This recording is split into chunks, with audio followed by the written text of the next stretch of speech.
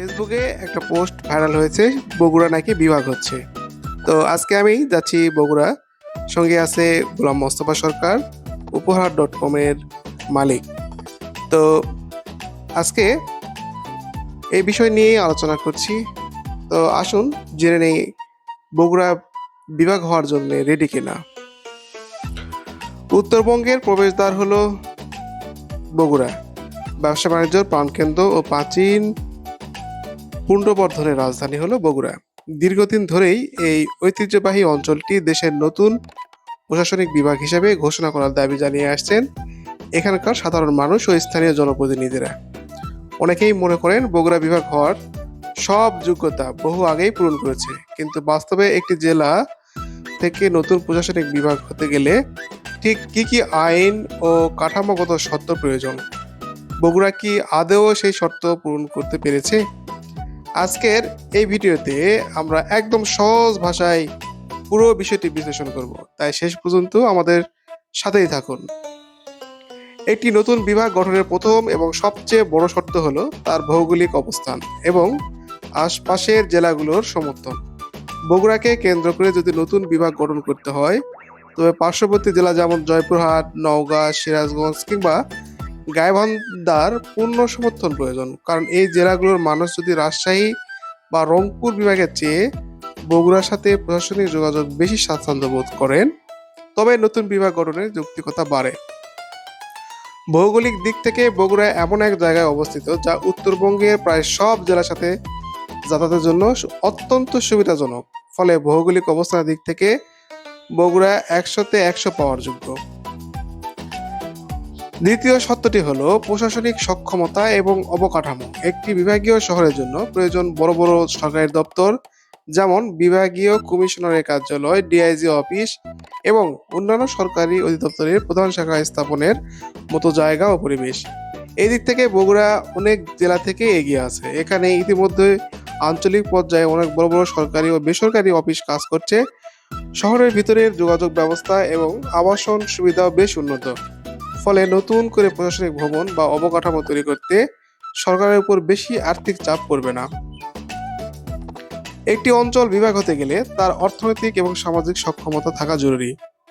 বগুড়া কিন্তু শুধু একটি শহর নয়, এটি উত্তরবঙ্গের অন্যতম বড় অর্থনৈতিক হাব।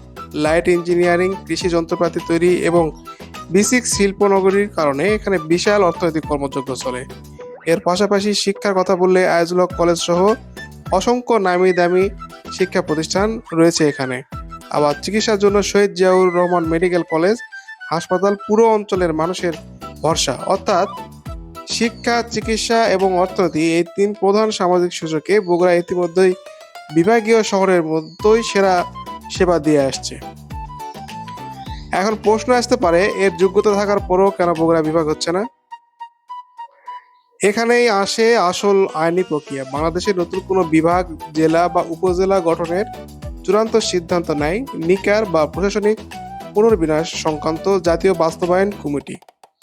সরকারের উচ্চ পর্যায়ে যখন মনে করা হয় যে জনগণের সরকারি সেবা প্রাপ্তি সহজ করতে এবং প্রশাসনিক বিকেন্দ্রীকরণের জন্য বগুড়া বিভাগ করা প্রয়োজন, তখনই কেবল নিকার এর সবার এটি এজেন্ডা হিসেবে উঠবে। নিকার এর অনুমোদন পাওয়ার পর প্রধানমন্ত্রীর চূড়ান্ত সই এবং মন্ত্রী পরিষদের গেজেট নোটিফিকেশনের মাধ্যমে কেবল একটি নতুন বিভাগ আনুষ্ঠানিকভাবে আত্মপ্রকাশ করে। বর্তমানে বগুড়াকে বিভাগ করার দাবি স্থানীয় মানুষের মনে তীব্র। বগুড়া বিভাগ হলে এই অঞ্চলের লাখ লাখ মানুষের প্রশাসনিক কাজের জন্য কষ্ট করে রাজশাহী বা ঢাকা দৌড়াতে হবে না।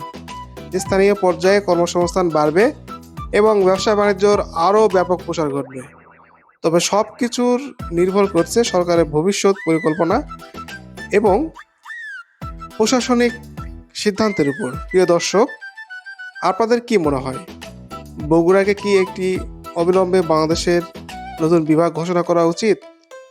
আর যদি বিভাগ হয়, তবে কোন জেলা এর সাথে যুক্ত করা উচিত বলে আপনি মনে করেন? আপনার মূল্যবান মতামত অবশ্যই নিচে কমেন্টে আমাদের জানাবেন। ভিডিওটি তথ্যবহুল মনে হলে একটি লাইক দিন এবং উত্তরবঙ্গের বিভিন্ন জেলার এমন আরও তথ্য বিশ্লেষণ জানতে আমাদের এই চ্যানেলটি সাবস্ক্রাইব করে বেল আইকনটি টিপে রাখুন। আর পশুপালন সম্পর্কে নিয়মিত এই চ্যানেলটাতে পোস্ট করা হয়। তাই এই চ্যানেলটিতে পশুপালন সম্পর্কে যারা আগ্রহী তারা চ্যানেলটিতে সাবস্ক্রাইব করে সঙ্গেই থাকুন। আজ এ পর্যন্তই, দেখা হবে পরবর্তী কোনো ভিডিওতে। ভালো থাকুন, সুস্থ থাকুন। সুস্থ পশু সুখী খামারি। ধন্যবাদ। আসসালামু আলাইকুম।